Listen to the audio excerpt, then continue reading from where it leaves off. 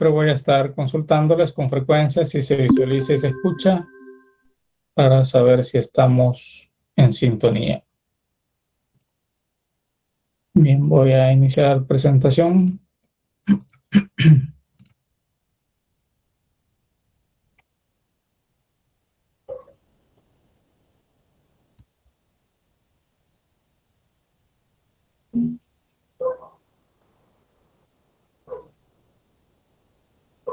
Bien.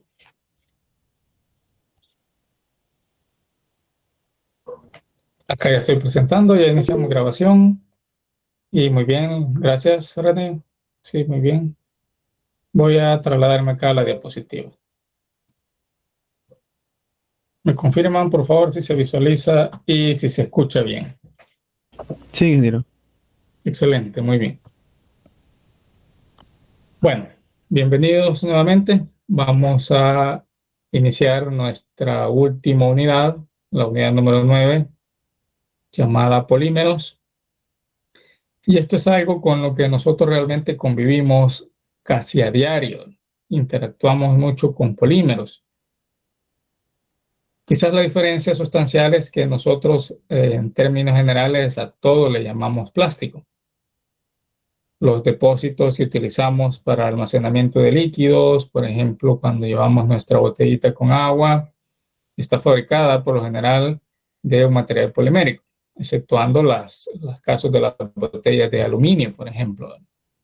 Si eligen una botella de aluminio para almacenar esos líquidos, también verifiquen que sea de uso alimentario, si no, van a empezar a formárseles algunas costras en el interior de la botella que no son para nada buenos o gratos para la salud, ¿verdad?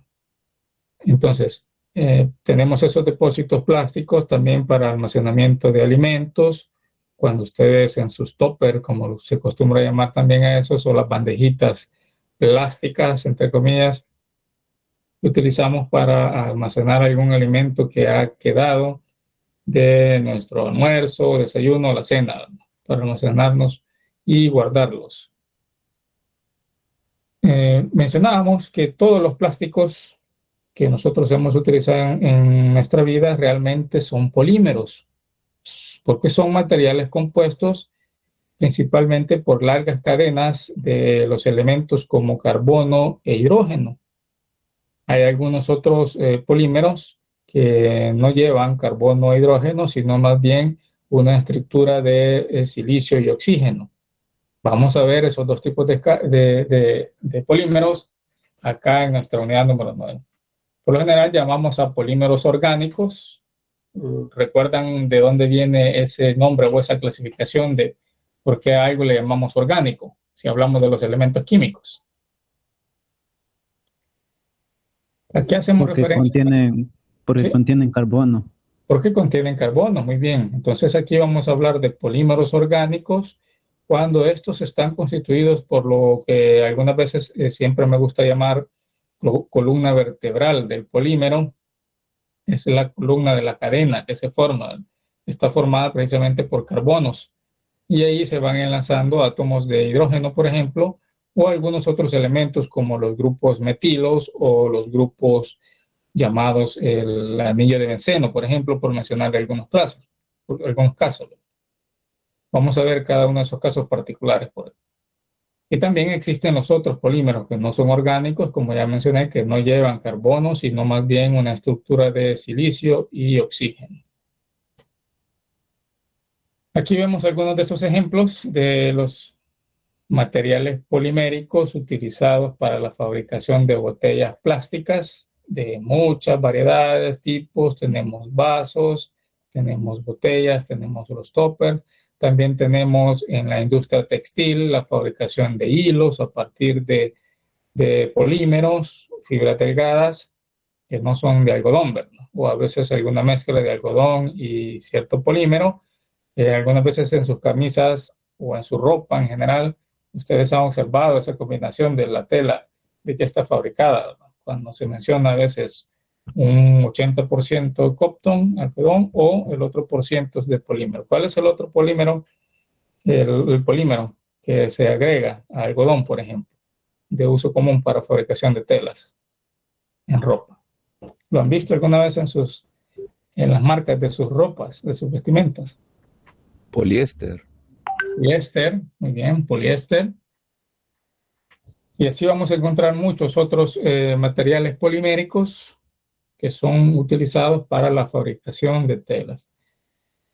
Tenemos aquí otras aplicaciones de los materiales poliméricos en la industria de transporte de fluidos, en este caso, por ejemplo, fluidos potables, el agua, la fabricación de tuberías a partir de policloruro de vinil, que nosotros comúnmente conocemos y vamos a la ferretería a comprarlo como PVC, decimos tubería de PVC. Ese PVC viene de su nombre, que es, aquí lo vamos a estudiar mucho, el policloruro de vinil. Tuberillas, así como acoples como el que están viendo por acá, una unión en T o codos, algún acople, un adapte, alguna brida que se tiene por acá para entrelazar dos porciones de tuberías. Son una de las aplicaciones que tienen los materiales poliméricos, en este caso particular, en la industria del PVC. Se prefiere mucho este uso porque ya vamos a ver las ventajas de los polímeros.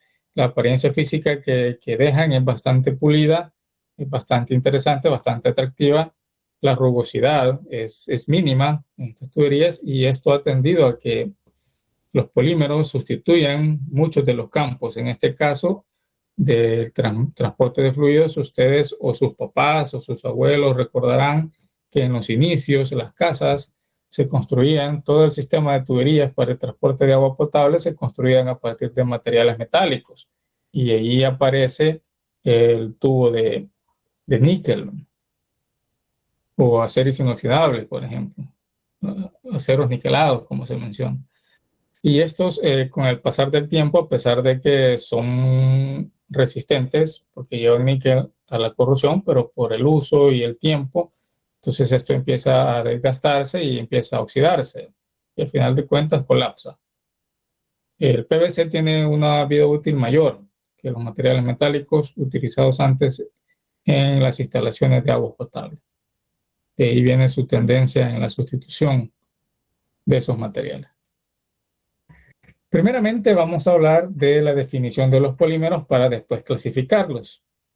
Vamos a indicar que la palabra polímero es una palabra bastante sencilla, su concepto también es bastante sencilla y deriva de dos palabras bien particulares. Cuando hablamos del sufijo mero, hacemos referencia a que se refiere a una parte o una unidad. Cuando hablamos de poli, hablamos de que se hace referencia a muchos, es una cantidad. Entonces, combinar poli con meros indica muchas partes, pero esas partes que estamos indicando acá como meros es lo que define propiamente cómo va a estar construido un polímero.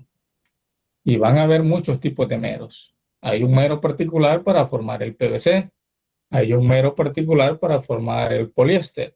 Hay un mero particular para formar el polietileno, para formar el poliestireno, para formar el acrilonitrilo butadienestireno, para formar el neopreno. Todo eso es lo que vamos a descubrir acá en esta unidad. Vamos a englobar los casos más particulares de los meros que se utilizan para formar los polímeros. Entonces tengamos claro que eso es en esencia un polímero. Muchas partes, es decir, muchos meros. El mero es esa molécula que a través de reacción química puede liberar lo que llamamos radicales libres, valga la redundancia, para que puedan entrelazarse esos meros con otros meros y ir formando la cadena del polímero. ¿Cómo vamos a entender entonces en síntesis esta palabra de polímero? Dice que es aquel que contiene múltiples partes o unidades que están enlazadas químicamente y que precisamente están unidas entre sí para formar un sólido. Ese sólido es el que nosotros vemos a nivel macroscópico como el polímero. Ese vaso, esa botella, esa tubería de PVC, ese es el sólido. Eso se formó a partir de la unidad mérica o el mero que reaccionó cuando nosotros le agregamos por ejemplo, un catalizador que funciona como un switch que inicia la reacción en cadena y también la finaliza. También vamos a ver parte de eso cuando hablemos de la polimerización. Entonces no perdamos de vista esto, que es aquel que está constituido por múltiples partes, que están enlazadas químicamente. Los polímeros, que mayormente llamamos plásticos nosotros, tienden a sustituir muchos materiales en muchas industrias. Mencionamos el caso de las instalaciones de tuberías para transporte de fluidos, agua potable en ese caso que mencionábamos, y también en la industria automotriz, por ejemplo. Por acá vemos que en esencia se está tendiendo a sustituir muchas partes de los vehículos por materiales poliméricos, como por ejemplo acá los faros de los vehículos que están formados a partir de policarbonatos. Se prefiere esto por su propiedad de ser transparente a la luz. Entonces estos, además de proteger y tener buena resistencia para la protección, tanto ambientes corrosivos como para los golpes, permiten el paso de luz. También los elementos que están acá, como los stop, que decimos muchas veces, o los bumper, el bumper trasero o el delantero, estos están siendo sustituidos por materiales poliméricos. Para quienes tienen vehículos y ya han tenido esa mala experiencia de cuando se están estacionando, imaginemos estacionándose, y topan o hacen contacto con algún poste o con alguna pared, por ejemplo, van a observar que estas partes de acá realmente no se deforman permanentemente, sino que, claro está, si el golpe no es demasiado intenso, ¿verdad? Estas partes algunas veces tienden a retornar sus dimensiones iniciales después de que se hace contacto con esos elementos. Y solo nos queda el susto, ¿verdad? O a lo sumo los rayones que quedan por acá. Y ahí vamos a ver que mucha gente andan con el bumper delantero trasero todo raspado, ¿verdad? Pero mantiene su forma, ¿verdad? Eso no sucedería si esto estuviese fabricado de lata. Una lata tiende a ser un tanto, a deformarse con mayor facilidad si hablamos de los espesores idénticos, un plástico con una lata, ¿verdad? Con un contacto, entonces este puede quedar deformado permanentemente y no tiene esa recuperación que ya hemos estudiado en la unidad número 7, la recuperación elástica. Igual acá, en la parte delantera. También hay otros aspectos como los materiales con los que se fabrican las llantas de los vehículos, ¿verdad? Cuando hablamos de, por ejemplo, el neopreno o el isopreno como los elementos preferenciales, y eso es lo que nosotros llamamos como hules o cauchos, ¿verdad? El neopreno o el isopreno, que ya vamos a hablar también más adelante de eso. También algunas veces se utilizan polímeros para fabricación de líquidos. En el caso de los líquidos de frenos, el líquido que se utiliza acá, fabricado a partir del material polimérico ABS, que viene de su nombre en inglés, particular, acrilonitrilo butadieno estireno. Eso significa el ABS. En este caso no tiene nada que ver con el sistema de frenos ABS que muchos ya pueden conocer, ¿verdad? El sistema antiderrape que tienen los vehículos. Esto hace referencia a de qué está fabricado el líquido utilizado para los frenos, de acrilonitrilo butadieno estireno. Aquí aparece el nombre, ¿verdad? Para que lo vean por acá. El polímero ABS. No vayan a confundir cuando hablemos de polímero ABS, que se refiere al sistema de frenos ABS de los vehículos. Bien. Observen que el ABS se utiliza en muchas partes de los vehículos, para los sistemas de anticongelantes de los vehículos, para las bandas de distribución que llevan acá internas los vehículos, en su sistema el motor acá. Todas esas bandas que ustedes van a encontrar aquí, o las fajas, como normalmente nosotros conocemos, son fabricadas a partir de polímeros y que también están reforzados con materiales metálicos, ¿verdad? Por ahí van a ver que cuando se rompe una de estas fajas, ustedes van a observar ciertos filamentos metálicos de los que están construidos, así como también los vehículos también. ¿Por qué las llantas son negras? ¿Alguna vez se han preguntado esto? ¿Por qué todas las llantas de los vehículos son negras? ¿Es requisito que sean de color negro? o el polímero del que se usa, de que se fabrican, perdón, es de color negro. Por ahí les dejo esa inquietud. ¿Será que toda la vida existieron llantas negras en la industria automotriz? Averigüen, y van a observar detalles e información bastante interesante. ¿Alguien iba a participar?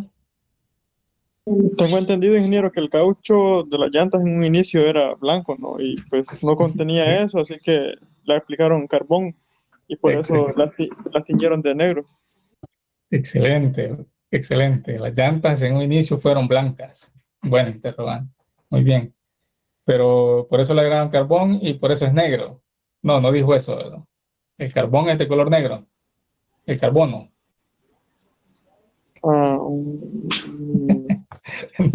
No, ¿verdad? Todos los átomos son iguales. Recordemos que ya anteriormente dijimos eso. Un átomo de níquel es igual a un átomo de cromo, un átomo de neopreno, un átomo de carbono, perdón, un átomo de hidrógeno, cosas así, ¿verdad? Esto tiene que ver más con el tinte utilizado acá. Muy bien. Pero ¿por qué eran blancas? También les dejo ese interrogante por ahí. ¿Por qué eran blancas? Bien. Los polímeros orgánicos mencionábamos que son los que están construidos a partir de carbono. En su columna vertebral llevan muchos átomos de carbono enlazados. Cuando hablamos de polímeros inorgánicos, estos están construidos a partir de silicio y oxígeno. Y el caso de los isoprenos y los neoprenos, que son prácticamente inorgánicos. Ya vamos a más adelante a hablar de eso. ¿Cuáles son las ventajas que presentan los polímeros? Y se recalca plásticos, porque así es como normalmente nosotros los conocemos, ¿verdad? Los polímeros plásticos. Dice por acá que algunos se pueden disolver para utilizarlos como aglutinantes. Esto viene referido a que propiamente muchas de las industrias de los adhesivos utilizan polímeros en sus combinaciones para obtener una buena adherencia. Y también ustedes, si son traviesos, podrían llegar a construir un polímero, un pegamento utilizando un polímero como el poliestireno expandido. ¿Saben cuál es el poliestireno expandido? ¿Conocen el poliestireno expandido?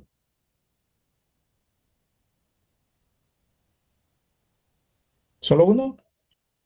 ¿Alguna vez han utilizado poliestireno expandido? Sí lo han utilizado. Ingeniero, ¿Sí? ¿no será con el material con el que están hechos los platos desechables? Uh-huh. Correcto. ¿Qué material es ese? ¿Cómo comúnmente nosotros lo conocemos? Durapax. El Durapax. Muy bien, el Durapax. Solo les dije poliestireno expandido porque quería escucharme intelectual, ¿verdad? Pero eso es Durapax. Así lo conocemos nosotros, Durapax. Si ustedes hacen la travesura de combinar ¿sí? Yo pensé, ingeniero, que era uno de esos componentes como que se utilizan para aislarlo, ¿no? Que viene en una botellita y uno lo esparce por ahí y él solito se va agrandando como que es levadura.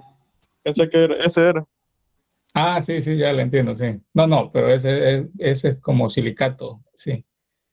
A lo que nos referimos es el Durapax, que también se utiliza como protección en componentes delicados, ¿verdad? Cuando viene en una caja empacada y ahí viene, por ejemplo, cuando ustedes compran su equipo de sonido, ya hoy que estamos en vísperas de fin de año, cuando compran su equipo de sonido, que vienen en esas cajas, ahí viene protegido con ese poliestireno expandido, ¿verdad? Que es el Durapax, en otras palabras.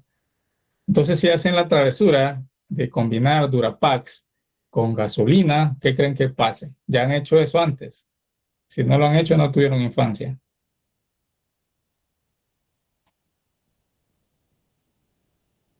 Cuando ustedes combinan el Durapax con gasolina, este empieza Se derrite. sí, correcto. Entre comillas, a derretirse. Y se empieza a formar una especie de pasta. Esa pasta tiene una buena adherencia y muchos lo utilizan como pegamento. Pero algunas veces es bastante delicado porque el hecho de que estamos trabajando con gasolina, ¿verdad? Entonces hay que tener las medidas de seguridad adecuadas cuando manipulemos esos elementos. Pero se forma una buena pasta que tiene buena adherencia. háganlo y van a ver que sí, sí funciona bastante. Algunas veces lo utilizan incluso para sellos de goteras en los techos y es bastante aplicable. Son ligeros, claro. Esto hace referencia a que son menos pesados que cualquier otro material y entonces su relación o su relación desempeño, costo y desempeño con respecto a peso lleva cierta ventaja respecto a otros materiales. Tienen resistencia a la corrosión, soportan bastante bien los ambientes agresivos, la oxidación, por mencionar algunos. Cualquier otro elemento que pueda reaccionar con ellos, aquí se evita, con cualquier elemento que deseemos proteger. Entonces aquí se evita utilizando estas barreras de polímeros. Son fácilmente moldeables, ¿sí? Mantienen su estabilidad bajo ciertos intervalos de temperatura, pero también podemos darles un conformado cuando se requiera, elevándolos a cierta temperatura que no superan los 100 grados Celsius. Son económicos, ¿sí? Su costo de fabricación es mucho más bajo que cualquier otro material y de ahí el hecho de que abunden los materiales poliméricos. Cuestiones éticas que algunas veces se deja de lado el hecho de la contaminación, ¿verdad? Solo empezar a consumir demasiados plásticos, al final cuando se desechan estos tardan más de entre 40 y 100 años para desintegrarse. Entonces eso es un problema que estamos sufriendo desde hace mucho tiempo. Algunos son transparentes, es decir, permiten el paso de luz a través de ellos y de ahí mencionábamos el policarbonato utilizado para la fabricación de los faros de los vehículos o como también les llaman muchas veces los silbines de los vehículos, ¿verdad? Donde van los faros. Mencionábamos también superficies terminadas muy pulidas. Cualquier plástico siempre deja una superficie bastante pulida. Y eso llama bastante la atención, son bastante atractivos por eso. Aislantes eléctricos también. Muchos de los polímeros son utilizados para fabricación de cintas que permiten aislar elementos que están interactuando con electricidad. Por ahí aparece la cinta aislante que ustedes conocen. Ahora hay de muchos colores, ¿verdad? Pero la que más sobresalía en los inicios era la de color negro.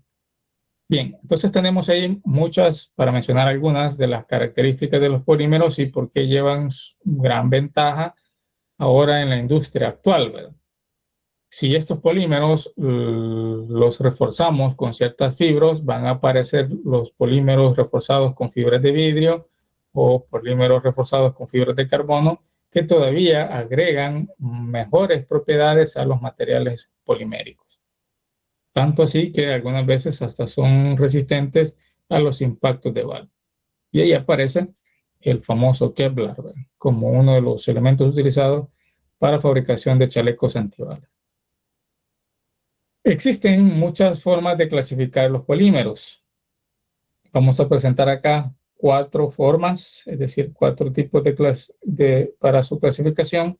Vamos a hablar primeramente el comportamiento ante la temperatura, dependiendo de cómo se desempeñe a ciertos niveles de temperatura. Así van a aparecer 3 subcategorías acá indicadas respecto a la temperatura. También vamos a hablar de una clasificación respecto a los mecanismos de polimerización, si se forma una cadena o se forma por condensación, es decir, por etapas, lo vamos a ver también más adelante. Dependiendo de la estructura que tenga, si es que tiene estructura, los materiales poliméricos son en síntesis materiales amorfos, es decir, no tienen forma, pero algunas veces, bajo ciertos tratamientos de manufactura, y bajo ciertas condiciones también de presión y temperatura, podemos formar ciertos núcleos o ciertas regiones con una estructura cristalina definida, pero que no son de largo alcance. Y en términos generales sigue llamándose al polímero un material de corto alcance, de ordenamiento de corto alcance. Pero hay regiones donde podemos formar estructuras. También podemos hablar de su clasificación de acuerdo al peso molecular que tengan. Ahora sí vamos a hablar de peso molecular porque son moléculas las que vamos a analizar acá. Un mero es una molécula. Esas moléculas se están entrelazando con otras moléculas para formar las largas cadenas de los polímeros.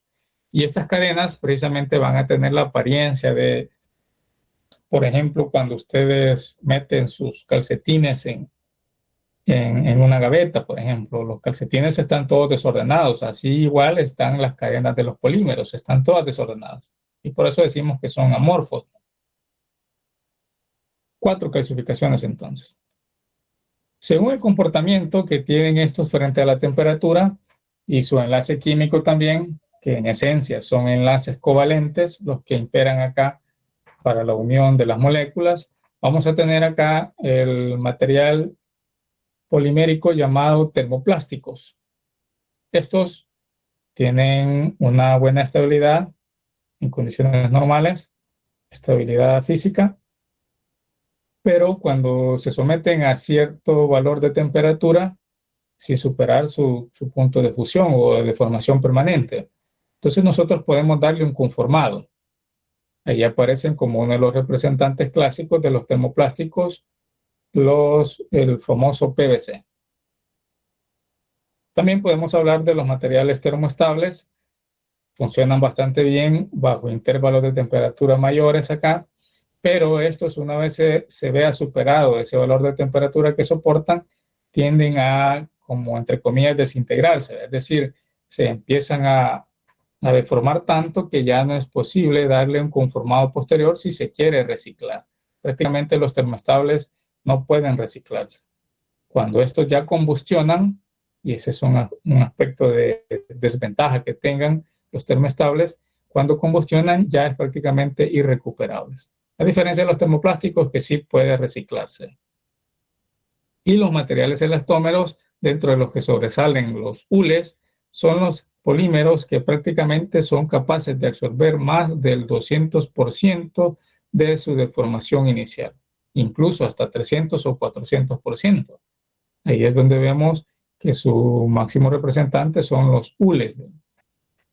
Los hules que, si ustedes tuvieron esa infancia, se utilizaban antes para fabricar las hondillas, como decimos en muchos pueblos, o las resorteras que dicen, por ejemplo, en México. Algunos ejemplos, resumiendo, de estas partes termoplásticos, termoestables o elastómeros están resumidos acá en esta tabla. Los termoplásticos tienen cadenas lineales flexibles, algunas veces pueden tener ramificación o no, eso es parte de la estructura que vamos a estudiar más adelante. Y uno de los ejemplos es el polietileno, el que se fabrica en muchas botellas. También agregado a esto, como les menciono, está el PVC. Algunos de ustedes, si trabajan en la industria de la fontanería, en la instalación de estas tuberías para sistemas de agua potable en casas, por ejemplo, han observado que muchas veces cuando el albañil, porque aquí en El Salvador ya sabemos que los salvadoreños somos ¿cómo dice el poema? Los que hacemos de todo, ¿verdad? Los hace lo todo, lo sabe lo todo. Entonces el mismo albañil es el mismo fontanero. ¿Han visto eso que es bien peculiar aquí en El Salvador? Entonces cuando el albañil trata de unir una porción de tubería PVC con otra y no tiene una camisa como tal, que es el elemento adecuado para eso, ¿qué hace el albañil? Calienta, lo calienta el extremo. Hay albañiles por aquí, no voy a decir. Sí, no, hay albañiles por aquí. Pero lo calientan. Muy bien, sí. Es una buena práctica, funciona, la verdad que funciona. A mí me ha tocado hacerlo muchas veces. Como ustedes bien lo dicen, lo calientan hasta cierto valor donde se obtenga una flexibilidad de esta tubería de PVC y se introduce la otra porción de tubería de tal forma que en esa parte donde se introduce se forma y se acopla bastante bien a ese diámetro y queda muy bien envuelto. Entonces eso es lo que los albañiles llaman balona, no sé de dónde viene ese nombre y si desconozco eso, pero ellos le llaman muchas veces balona a esa porción que deforman para poder introducir otra tubería. Repito, el elemento adecuado debe ser una camisa de acopla. Entonces ahí vemos que tiene una alta ventaja los termoplásticos, porque ellos sí pueden recibir temperatura, deformarse hasta un valor, poderle dar una forma y después seguir utilizando. Los termoestables no. ellos, cuando se ve superada su temperatura que soportan, empiezan a combustionar y se extinguen. Ya el material es prácticamente irrecuperable. ¿Qué tenemos como ejemplo por acá? Los poliuretanos, los que son fabricados o utilizados, perdón, para fabricar esponjas. Ustedes observan cuando una esponja se combustiona, ya el material que queda es prácticamente inservible. No se puede utilizar, no se puede reciclar. Los elastómeros, como ya dijimos, el caucho natural, el isopreno, de preferencia. Según el mecanismo de polimerización, entonces vamos a tener dos mecanismos importantes que vamos a estudiar en clases posteriores. El mecanismo llamado por adición, que en otras palabras es un crecimiento de cadenas, donde vamos a tener la introducción de un catalizador, que es el que va a iniciar la reacción química y es el que también va a finalizar la reacción química. También vamos a ver ejemplos característicos de esto y cómo es que funciona propiamente esto. Por condensación, cuando el polímero se está formando por etapas. Vamos trabajando por etapas hasta al final obtener el sólido llamado polímero. También, según la estructura, vamos a hablar de polímeros lineales o polímeros de eslabón cruzado, cuando ya empiezan a existir ramificaciones en la columna vertebral que les mencionaba al inicio. Ya vamos a ver los esquemas representativos. Cuando se empiezan a formar ramificaciones y esas ramificaciones se empiezan a entrelazar otras cadenas lineales de polímeros, entonces tenemos los eslabones cruzados, también los escalonados y los de red, cuando se alcanza a observar en ciertas regiones algunas estructuras bien definidas, pero que no avanzan a grandes distancias.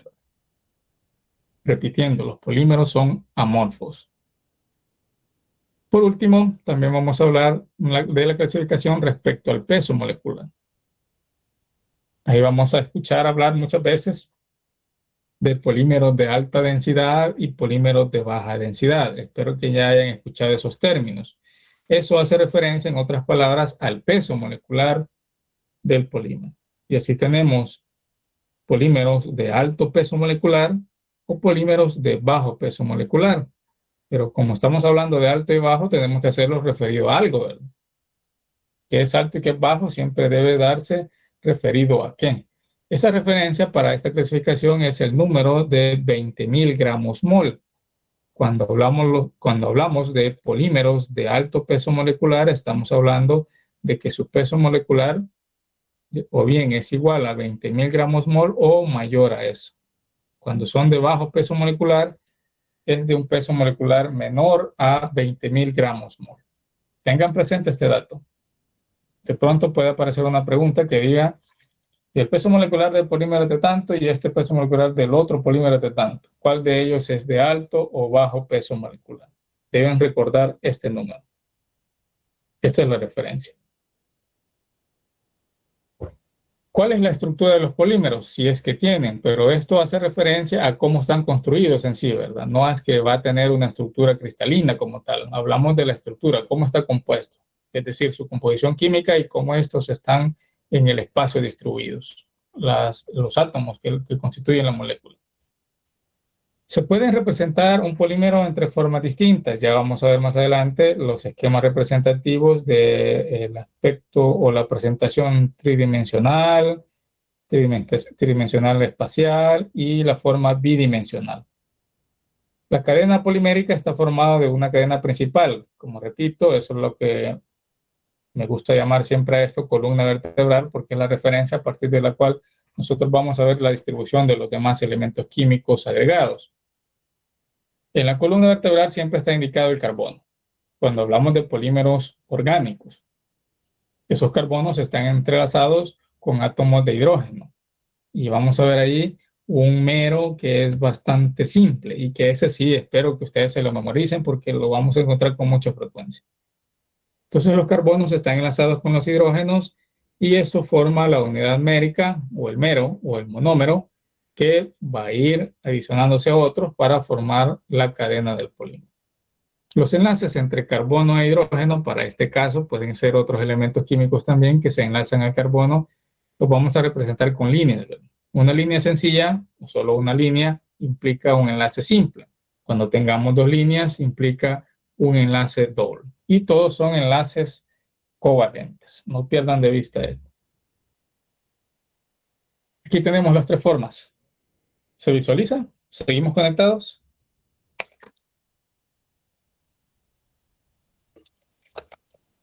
Sí, se visualiza. Muy bien, muy bien. La primera forma de presentarlos es la forma tridimensional sólida. Como ya hemos asumido, los átomos, que algunas veces vamos a hablar de iones también, aquí, observen, los átomos de carbono están en color negro. No es porque el carbono sea de color negro, ¿verdad? Sino es que esta es una simple representación. Y esos carbonos están enlazados a átomos de hidrógeno. Aquí. El enlace entre un carbono e hidrógeno y los siguientes siempre forma un ángulo de 109.5 grados. Observen cómo están distribuidos. Esto que está en el centro es lo que estamos llamando la columna vertebral. La otra forma de representarlos es la tridimensional espacial, donde aquí sí se observa la distancia de enlace. Aquí tenemos el átomo de carbono y aquí el átomo de hidrógeno, y estos están enlazados de forma covalente, siempre formando entre un enlace y otro los 109.5 grados. Y tenemos la forma bidimensional simple, que es con la que más vamos a trabajar acá, para que comprendamos bien la intención de la cadena de los polímeros. Aquí tenemos la columna vertebral, los átomos de carbono y los átomos de hidrógeno que están enlazados. Este sería el polímero más simple, que tiene el mero más simple, o la parte o la unidad más simple. Aquí aparecen elementos que nosotros vamos a llamar como radicales libres, esta porción que está acá, así como esta otra que tenemos acá. Sucede que un monómero, acá entre un átomo de carbono y otro, siempre va a haber un enlace doble. Es necesario que exista ese enlace doble. Cuando nosotros agregamos el elemento catalizador o el reactivo, entonces este rompe ese doble enlace dejando un radical libre en este carbono y dejando otro radical libre en este otro carbono. Esos radicales libres pueden fácilmente enlazarse a otros radicales libres que tengan otros meros que anden por ahí en la combinación. Y al final vamos a ir formando la larga cadena del polímero.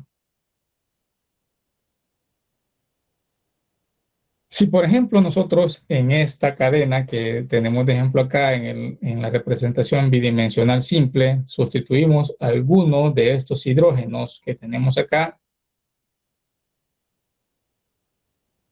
por elementos como aquí dice el grupo CH3, para nuestros compañeros de química, ¿cómo le llamamos al grupo CH3, a esta molécula?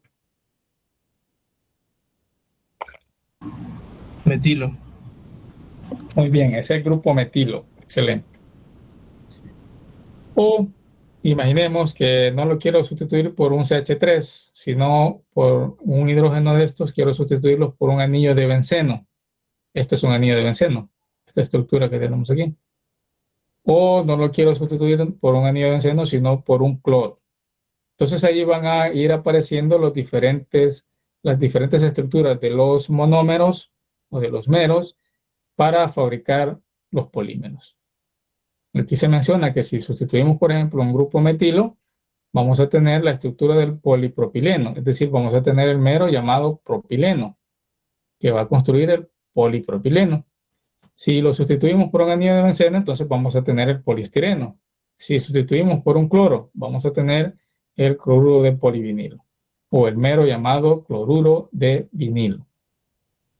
Esto nada más es un ejemplo representativo del primer caso, donde se ha sustituido, bueno, el segundo caso, donde se ha sustituido el anillo de benceno. Tenemos aquí 6 átomos. Aquí tenemos 5 hidrógenos y donde estaba el otro hidrógeno, tanto de este anillo de benceno como del mero que tenemos aquí, se ha sustituido y se han enlazado estos 2 átomos de carbono. Otra forma de representar el anillo de benceno lo tenemos aquí, de una forma más simple. Pero debemos recordar que aquí este enlace involucra este átomo de carbono y el otro átomo de carbono que tenemos por acá. Es necesario que tengamos claro y cuantifiquemos bastante bien la estructura del mero, porque aquí debemos cuantificar cuántos carbonos hay, cuántos hidrógenos hay, combinados con también los que tenemos aquí. Si les pregunto, en esta estructura, ¿cuántos hidrógenos y cuántos carbonos tenemos? Aquí, toda esta estructura. ¿Cuántos carbonos cuentan?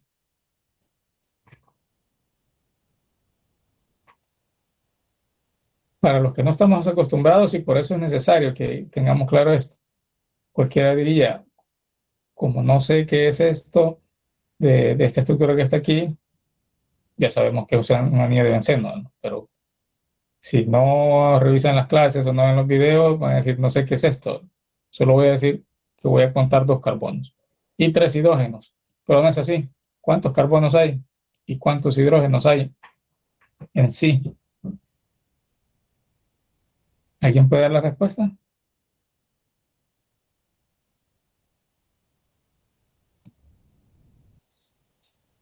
Ocho carbonos y 8 hidrógenos. 8 carbonos, muy bien. Observen, aquí hay 2 y aquí tenemos 6, son 8 carbonos.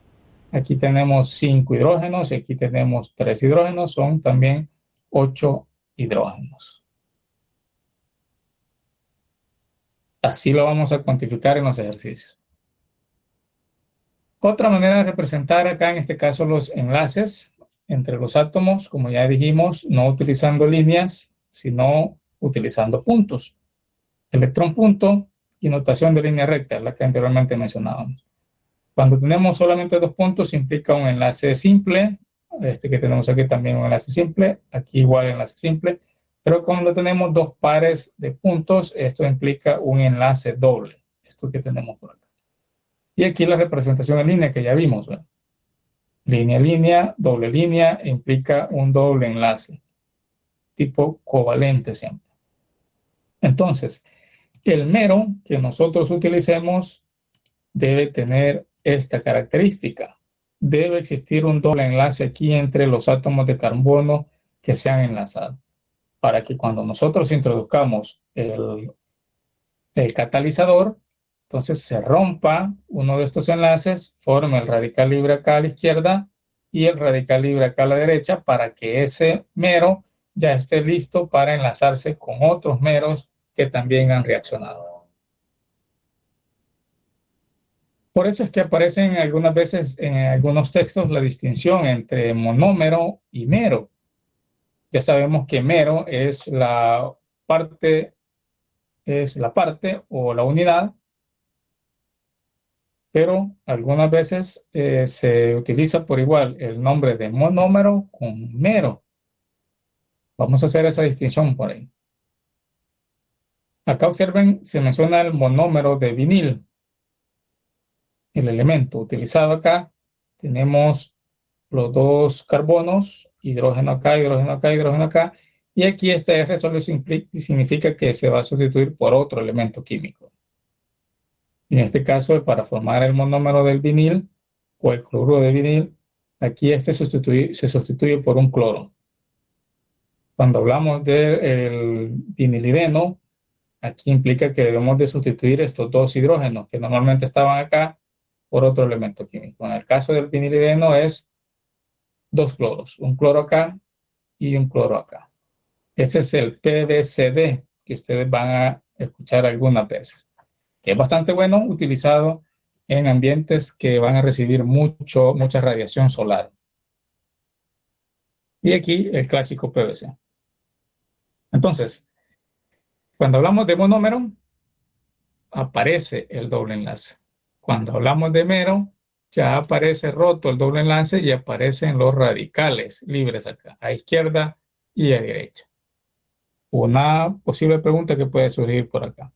Aunque, por lo general, repito, se utiliza en forma indistinta mero con monómero, tienen esa particularidad cada uno. En algunos sí existe el doble enlace y en el otro está roto y aparecen los radicales libres. ¿Estamos claros con esto?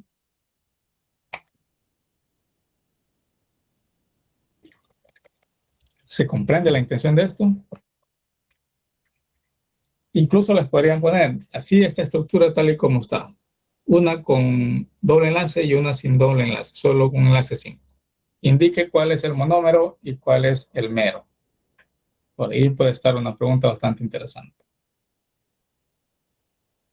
Bien, ¿cómo es que se forma esto? Si tenemos el monómero, que es la unidad que está lista para reaccionar, cuando nosotros le agregamos el elemento catalizador que funciona, repito, como un switch que abre o cierra la reacción química, tenemos el monómero acá, los dos átomos de carbono con el enlace doble acá.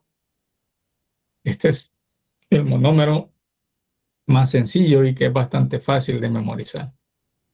Cuando nosotros agregamos el elemento catalizador, se rompe entonces uno de estos doble enlaces y se obtiene esta parte que tenemos acá, que es el radical libre. Observen que aquí ya quedó un enlace simple y se obtiene este radical libre. Este otro que está acá también debió ser un radical libre, pero como se unió a este otro monómero, que en ese caso ya será un mero, para formar la cadena, entonces ya van siendo ocupados hasta que al final aquí llegamos a la última parte de la cadena donde se tiene radical libre. Entonces, ese catalizador debe también reaccionar acá sustituyendo este radical libre o uniendo otro átomo a este radical libre. Algunas veces el mismo hidrógeno que tenemos por acá tiende, de otra molécula que ande por acá, tiende a sustituirse, a agregarse acá, y con eso cierra la cadena. Y se interrumpe la reacción química. Se forma el polímero. Aquí tenemos el polímero. Entonces, este es el mero. Observen, esta es la unidad que se está repitiendo y que se ha formado a partir del monómero. Para que hagamos esa distinción. Aquí tenemos un mero entrelazado a este otro mero. Aquí está otro mero y el otro mero que está enlazado. Y ahí vamos enlazando los meros. La unidad que se va repitiendo. ¿Queda claro con este ejemplo? Este pequeño ejemplo. ¿Vamos bien? Sí, ingeniero. Excelente, muy bien. Este, como les repito, es el monómero y aquí su respectivo mero más sencillo y ustedes fácilmente pueden memorizar. Solo tiene 2 carbonos, 4 hidrógenos. Este es el mero del etileno. Desde ya vayan inyectándoselo en la sangre, como dicen. Cuando les digan el mero de etileno, lleva 2 carbonos, 4 hidrógenos. Es el más sencillo que van a encontrar. Después sí vamos a ir sustituyendo acá hidrógenos o acá o todo. Y vamos a ver qué estructura se va formando. Otros ejemplos de algunos de los monómeros que son utilizados para fabricar polímeros, los tenemos acá. Observen, el polietileno, que ya lo estudiamos en el ejemplo anterior. ¿Esto es un mero o es un monómero? ¿Cómo lo ven acá? ¿Será un mero o un monómero? Un mero. Es un mero, muy bien. Aquí tiene el radical libre. Izquierda, derecha. Pero, si ustedes encuentran ese mero encerrado entre corchetes acá y con una N, eso implica que hay N meros ya entrelazados. Es decir, que se está representando en forma abreviada un polímero. Solo lo que está aquí adentro es el mero y ya englobado toda esta representación con esta N que tenemos aquí, implica la representación de un polímero. Los intervalos de temperatura en los que puede desempeñarse bastante bien. Igual acá, este es un mero de cloruro de vinil, solo lo que está aquí encerrado, eso es cloruro de vinil. Observen, se ha sustituido un hidrógeno, por ejemplo, acá, por un cloro. Y ya tenemos el mero para formar el cloruro de polivinil, o algunas veces también llamado policloruro de vinil, ¿verdad? Algunas veces se utilizan esos nombres así indistintamente. Tenemos siempre los radicales libres acá, que ya están indicando que están listos para enlazarse con otros meros y formar el polímero. Si en lugar de sustituir el hidrógeno por un cloro, yo quiero sustituirlo por un grupo metilo, el CH3. Entonces aquí ya tenemos el monómero, el mero, perdón, para formar el polipropileno. Entonces todo lo que está aquí adentro de los corchetes solamente se llama propileno. Ese mero se llama propileno. Como ya está entre corchetes acá, todo esto representa el polipropileno. Seguimos avanzando y ahora sustituimos en lugar del hidrógeno, metemos el anillo de benceno. Esto que está acá es un anillo de benceno y vamos a formar el mero del estireno. Esto que está acá adentro. Como está encerrado entre corchetes, entonces eso ya es la representación del polietileno. Poliestireno. Y acá observen que se ha sustituido un hidrógeno y además de ello está enlazado con un nitrógeno en triple enlace. Formamos el poliacrilonitrilo. Y por último, el acetato de polivinilo, donde observen cómo se modifica. Aquí ya se ha sustituido el hidrógeno por toda esta estructura. Se ha introducido oxígenos y también se ha introducido un grupo metilo por acá. Y ya tenemos el acetato de polivinilo. Para quienes recuerden o han visto en la historia, antes en lugar de utilizar proyectores digitales, se utilizaban cañones, así eran llamados. Bueno, aquí utilizaban láminas de acetato de vinil, laminitas transparentes, donde se podía escribir con plumón o se hacían impresas también, ¿verdad?, los textos, y a través de luz se proyectaba en una pantalla, utilizando esas láminas de acetato. Entonces, algunos de estos meros vayan ya memorizándolos. Por ejemplo, dijimos, el mero de etileno es bastante sencillo, podemos memorizarlo para el momento que requiramos en la utilización de resolución de los problemas. Aquí hay otro. Observen que los nombres son, hasta parecieran como trabalenguas, un tanto complicados. El politetrafluoroetileno, el mero que tenemos aquí. Los hidrógenos se han sustituido por flúor. La unidad monomérica es esta. En este caso sería un mero ya, porque ya ha reaccionado y tiene los radicales libres. Politetrafluoroetileno. El cloruro de polivinilo ya lo vimos anteriormente. Un hidrógeno se sustituye por el cloro. Y el polipropileno, que un hidrógeno se sustituye por un grupo metilo, CH3. Y así van a existir muchas unidades méricas para formar los polímeros. Un concepto bastante importante que es necesario que recordemos, ya lo hemos estudiado hasta el cansancio en las unidades anteriores, la longitud molecular, que no es nada más que la representación de la longitud del enlace entre los átomos que forman la molécula. Así, por ejemplo, vamos a tener una tabla resumen de los datos de longitud de enlace de algunos elementos químicos con el carbono. Tenemos como base el carbono porque es el que forma la columna vertebral del polímero, ya lo mencionamos. Cuando se enlaza carbono con hidrógeno, por ejemplo, esa longitud del enlace tiene un valor de entre 106 a 112 picómetros de distancia. O el berilio con el carbono, 193 picómetros. El magnesio con el carbono, 207 picómetros. Y ahí vamos, el boro, el aluminio, el indio y el carbono con otro átomo de carbono. Entonces tienen una longitud de enlace cerca de 154 a 120 picómetros de distancia.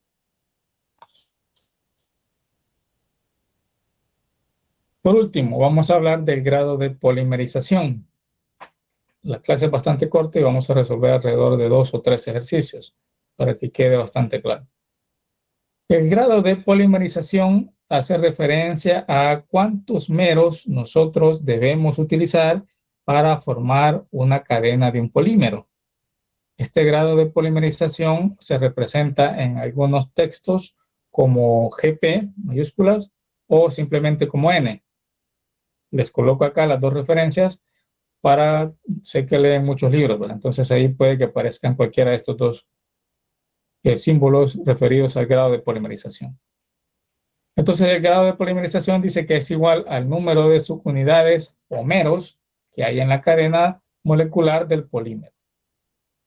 Ya vamos a ver la expresión matemática. Lo que debemos entender acá nosotros, en esencia, es que el grado de polimerización nos da la idea de cuántos meros nosotros hemos utilizado para fabricar la cadena de un polímero.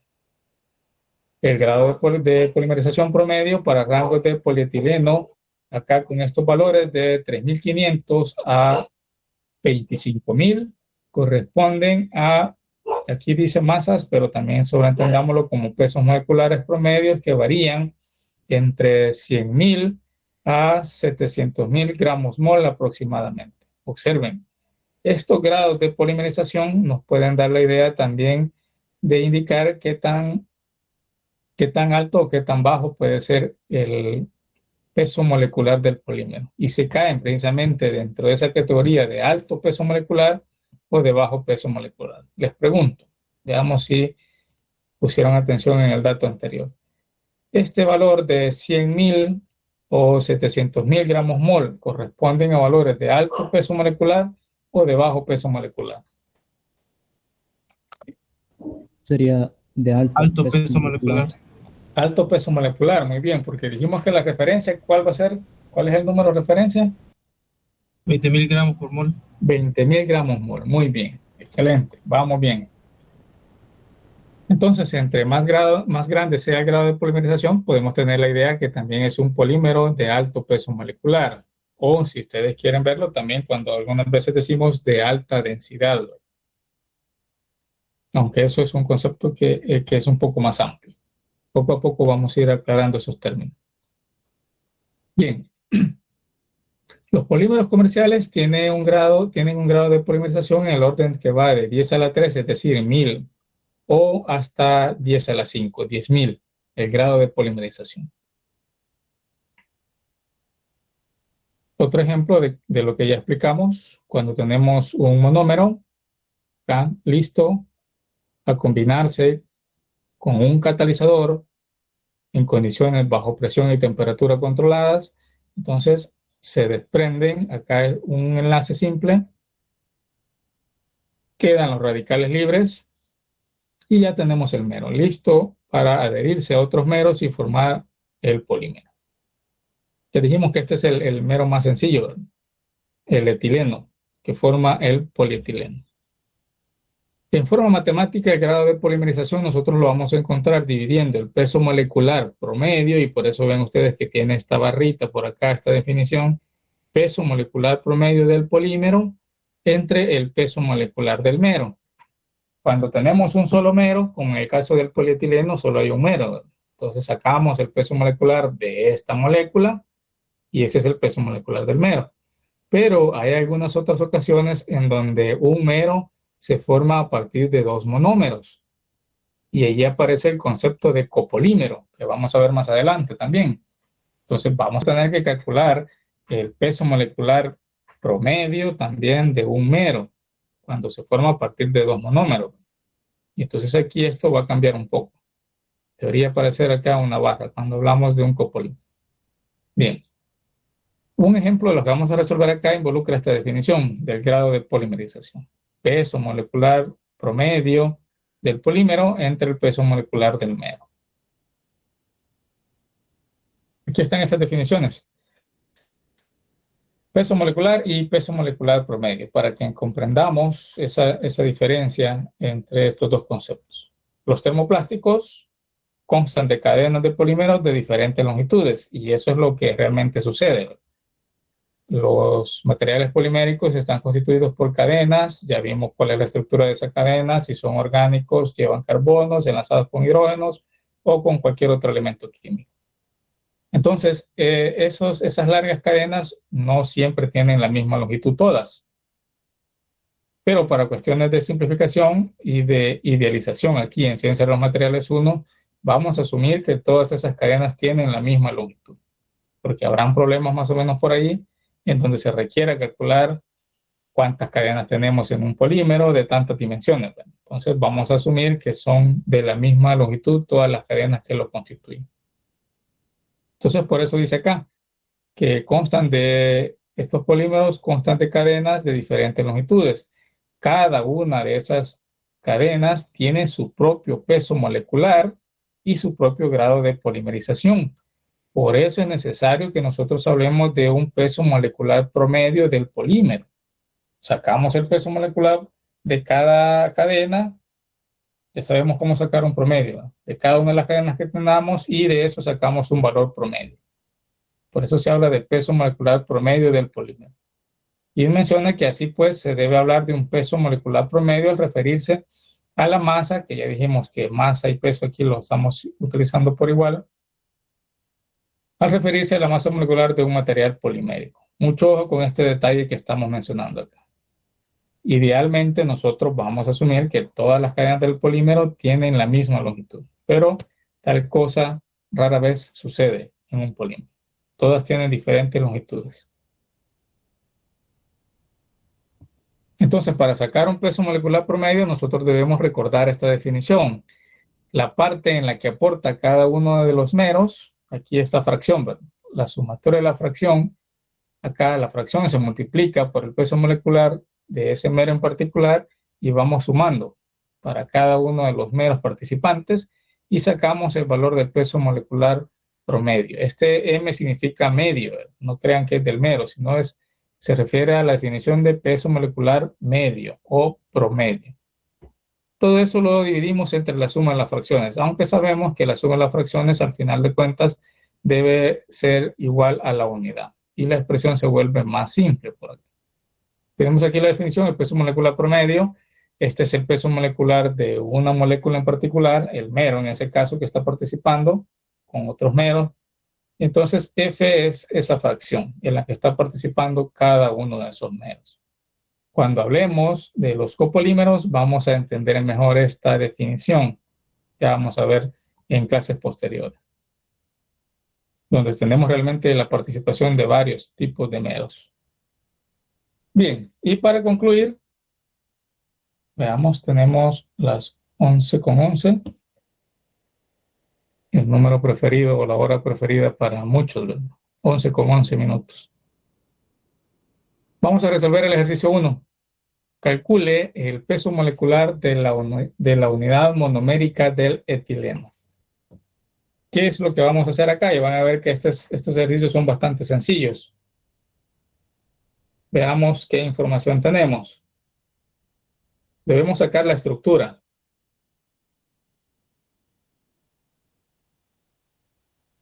Aquí ya les adelanté, ya les coloqué el mero. Este mero es llamado etileno. ¿Cuál es la estructura del etileno?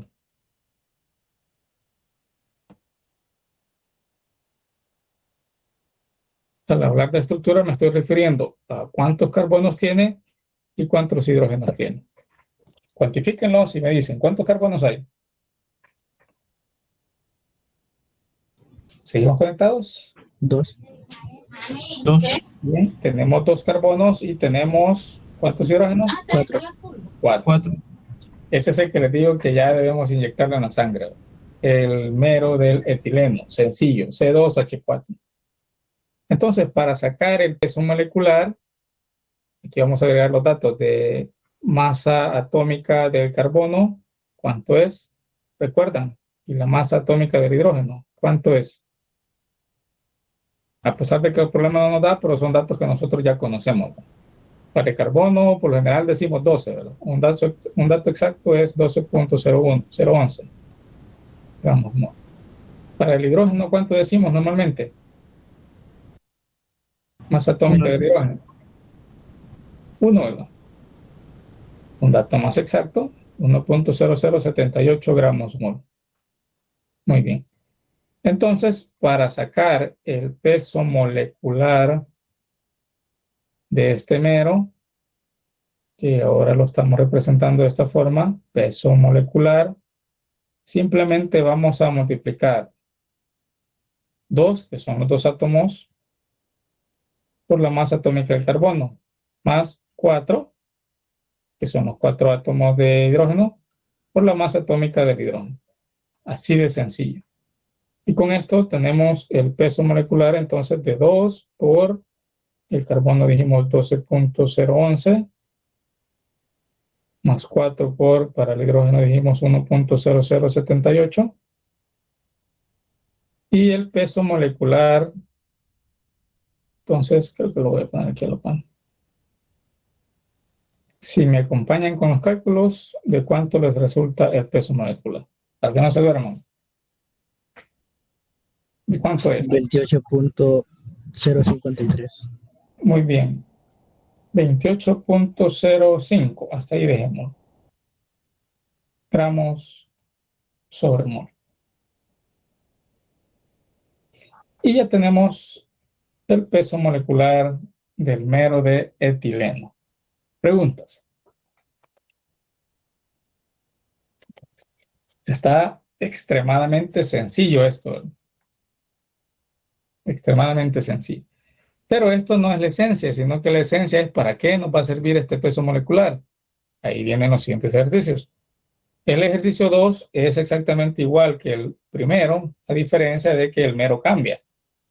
Aquí vamos a sustituir un hidrógeno por un cloro. Y ustedes dicen que esto se lo puede dejar de tarea. ¿Cuál es la estructura? Ahí lo hacen en su casa. Solo indiquemos la estructura. ¿Cuál es la estructura? ¿Será cierto que tengo 3 carbonos? Sí, ¿Sí? 2 carbonos. 2 carbonos. Esta C no es de un carbono, ¿verdad? Esta C es de cloro. Mucho cuidado con esto. 3 de hidrógeno y 1 de cloro. Muy bien, 3 de hidrógeno y 1 de cloro. Muy bien. Tengamos cuidado con esto. Algunas veces nos vamos a ir aquí en estas cascaritas. 2 carbonos, 3 hidrógenos y un cloro. Y de ahí hacen lo mismo, que ya vimos anteriormente. Solo busquen en tabla periódica cuál es la masa atómica del cloro. ¿Cuánto es? Un dato rápido, para los que ya están bastante familiarizados con esto. Es 35. 35.45 gramos mol. Muy bien. Y hacen esto mismo para calcular el peso promedio. El peso molecular del mero, perdón. Les decía, vamos a avanzar hasta el problema 3 porque lo que nos interesa realmente es saber para qué nos va a servir el conocer el peso molecular del mero. Veamos este problema 3. Un polietileno tiene un peso molecular promedio de 410.000 gramos mol. ¿Cuál es su grado de polimerización promedio? Observen que al hablar de un polietileno estamos haciendo referencia a cómo se llama el mero que está siendo utilizado para fabricarlo. Etileno. Etileno, que es esto que está aquí encerrado, que ya se lo puse aquí, ¿verdad? Vamos a poner datos.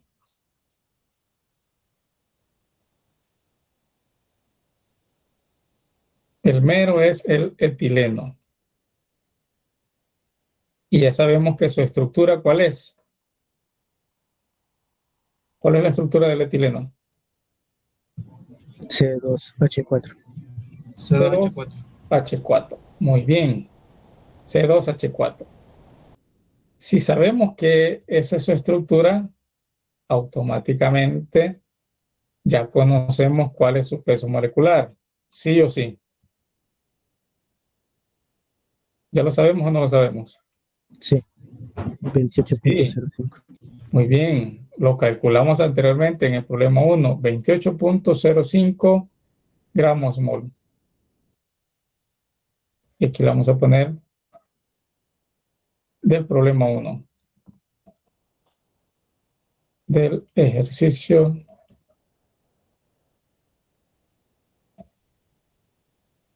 1.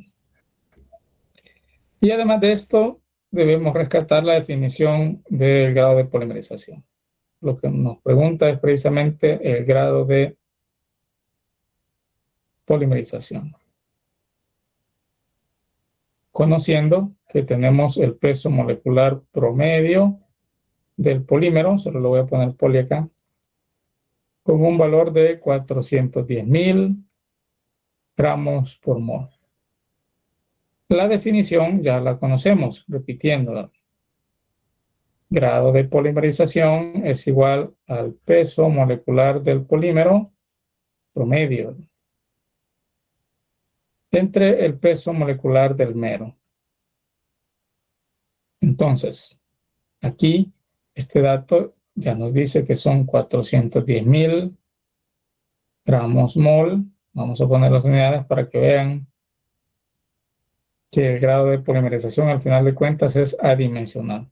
Y el peso molecular del mero, que ya lo calculamos anteriormente, es de 28.05, también gramos sobre mol. Observamos que aquí se simplifican los gramos por mol y al final el grado de polimerización, como repito, es adimensional. Si me acompañan con los cálculos, me confirman que aquí debe darles 14.616.76. Pero como anteriormente hemos mencionado, esto nos da la idea de cuántos meros hemos utilizado para formar la cadena del polímero. Por lo tanto, es mucho más común que nosotros expresemos el grado de polimerización en términos enteros. 14.617. Es decir, que ustedes pueden interpretar esto como que han necesitado 14.617 meros para formar la cadena del polietileno. Preguntas. ¿Confirmaron este valor? Sí, ingeniero. Eso me da. Excelente. Sí, Muy bien. ingeniero. Bien, y con esto entonces terminamos nuestra primera clase y ya vamos de caída. Solo nos quedarían 3 clases para finalizar el ciclo respecto a las clases. ¿Preguntas? ¿Dudas?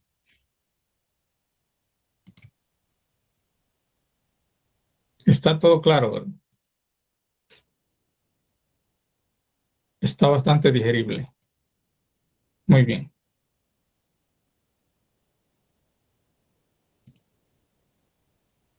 Bueno, entonces, si no hay dudas o consultas,